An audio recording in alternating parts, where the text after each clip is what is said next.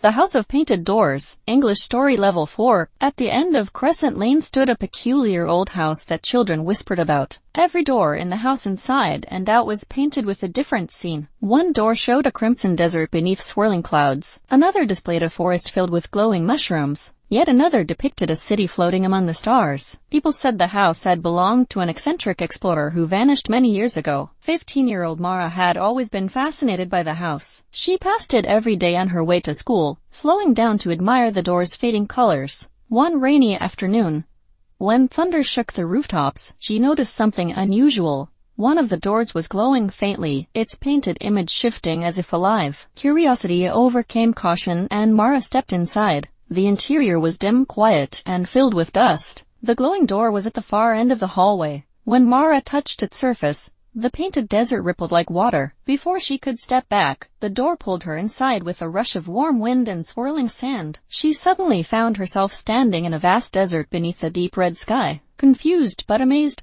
Mara walked across the hot sand until she'd encountered a wandering caravan. The travelers welcomed her, believing she was a messenger from another realm because she had appeared from shimmering air. They guided her to a hidden oasis where a small stone temple stood. Inside the temple was another door, this one painted with the scene of a glowing forest. Mara realized the truth. Each painted door was a portal to a different world, and the old explorer must have traveled through them. When she opened the second door, she stepped into the glowing forest from the painting, where plants lit the ground with bright blue light. Strange winged creatures fluttered above her, curious and playful. Yet even this magical place held another painted door waiting to be opened. As Mara continued through each world, she collected clues left by the missing explorer. Notes carved into trees, symbols etched into rocks, and whispered stories from local inhabitants all pointed to a single destination. The seventh door, said to connect every world together. The explorer had been searching for it but never returned. Finally, Mara found the seventh door deep inside a crystal cavern. The door was blank, painted only white, yet it glowed with overwhelming brightness. When she opened it,